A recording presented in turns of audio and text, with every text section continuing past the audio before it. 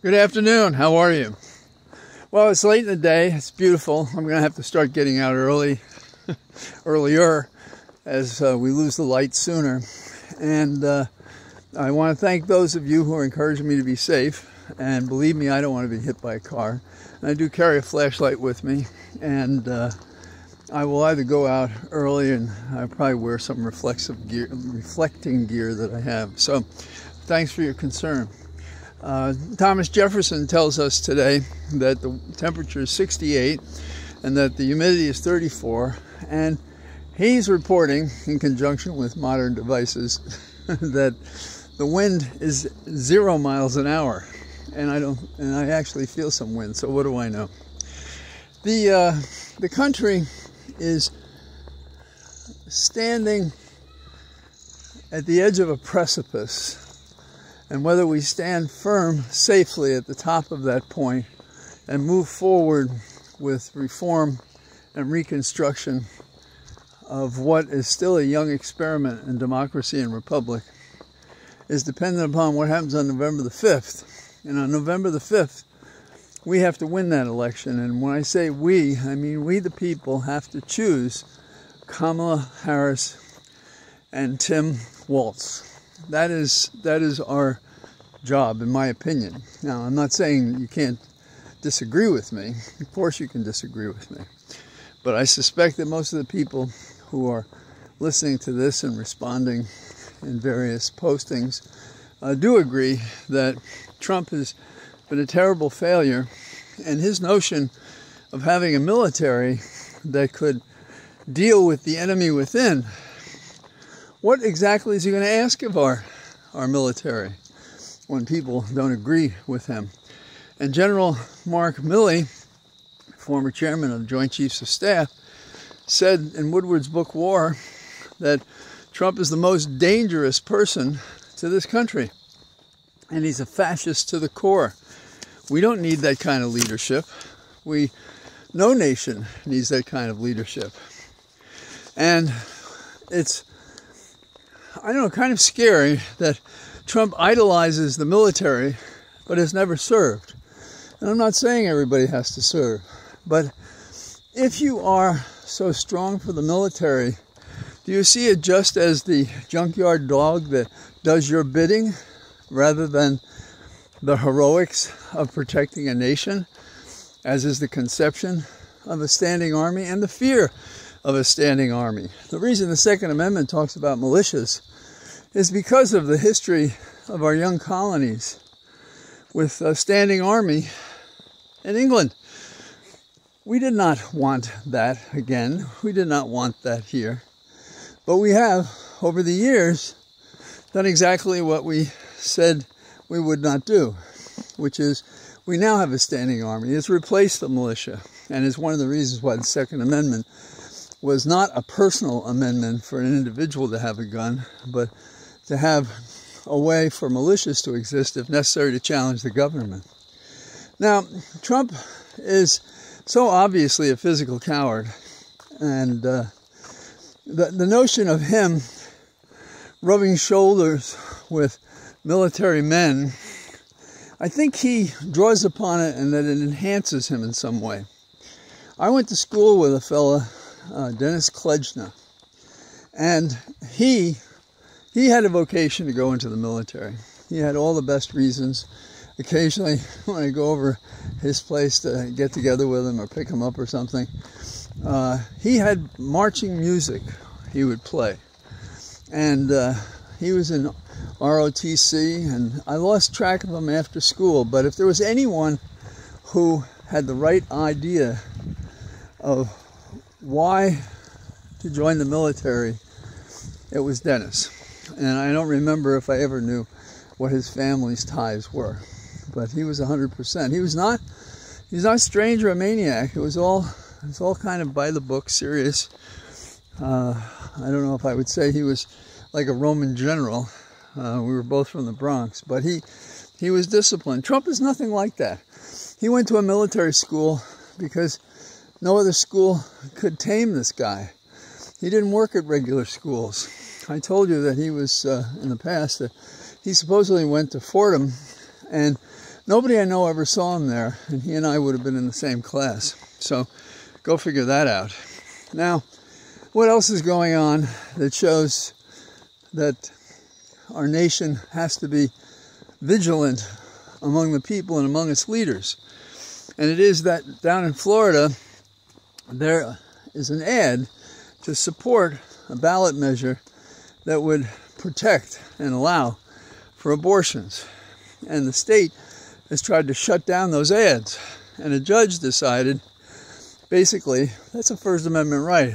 You're not going to do that. So the judge has allowed these ads to persist. It's still going to be litigated. But it gives you an idea between Trump and the military, his lies, judges having to deal with efforts to constrict or even eliminate our First Amendment rights. And this is this is what we have to deal with, what we have to be concerned about. What's the basis for the First Amendment if it's not to be able to take the fight to a government when it gets it wrong? And we know that Trump is doing everything he can to do the wrong thing. Now, you could say that my opinion of what he does is wrong has to be explained. Well, I think if it's not John Flannery, it is that what he does contradicts the United States Constitution, the First Amendment. And that is the argument, not what I think, what our laws say, and what he's doing to compromise it, and how we're in this position involving a ban on abortions because the Supreme Court became a bunch of hacks that lied to get on the court and then would take away a constitutional right that any person can have and assert against the majority. The statutory remedy is not the same thing as a constitutional right. I can stand, or you can stand, if you have a right, against everybody. So that's something to keep in mind. Now, Trump, who would do better to keep his mouth shut, although I have a mixed feeling about people knowing who the monster is and what he's all about. But he was comparing the Japanese internment with rioters going to the Capitol. Well, let's stop the music. The Japanese internment was imprisoning people of Japanese descent or presumption just because they came from another nation state. There would have been more prejudice against Germans if there weren't so many in America, so the story goes. But definitely we know about the internment involving Japanese. They were innocent of any crime, and that's a big difference from those who tried to take over the Capitol, violate the rules of the Senate in terms of counting the electors, and being involved in a conspiracy to make bogus electors to try to win an election that, in fact, Trump had lost. It's one of the tests we take. Those of you who took these tests know what I'm talking about. The SAT, Scholastic Aptitude. And among the series of questions are, if A is to B, how is B to C? And then you pick from a multiple choice what is common. So if A is an internment of Japanese, and that is to be unconstitutional, is the same true of rioters on Capitol Hill? And the answer is not. It's not the same thing. A to B, but B does not equal C, and A does not equal C, because what happened on Capitol Hill was itself a crime, whereas the internment of the Japanese was a crime by the government, not by those who were interned. And he said this on the Dan Bongino show. I haven't heard it, and I repeat the name because it's stuck in my mind. I have no idea what he's like. Maybe he's a very measured fellow. Who knows? There's a tombstone that an artist has made for Trump. No end date. But the whole thing is to have his name on the tombstone and to have an inscription, an epitaph of what Trump was in life. And the words printed on this very heavy tombstone are that Trump made America hate again. And we've had a history in which this has been a problem. We do not need people trying to become our leaders and ginning up hate and discrimination and inequality and punishment and abuse of people. But that's what Trump is about. It's a page from the revolution, every revolution there ever was, that they begin with fear and hate, with blaming, turning against the government, promising everything in the world, and then in the final stages, because the people in every one of these instances starts with a resistance and then it fails. And we can't allow it to fail. The reason must be obvious.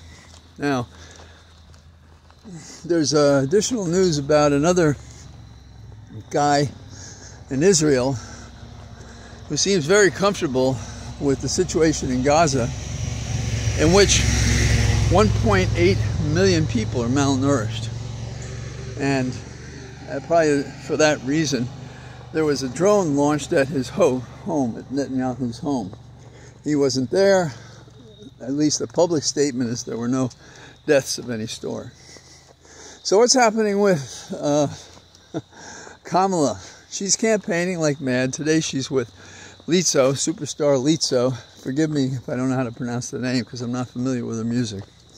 And she joined Kamala to break a record. And the record that they want to break is the number of people who will go and vote. So that's that story. There's an expression that's been used in various ways. And if I can remember my Latin, it's something like solus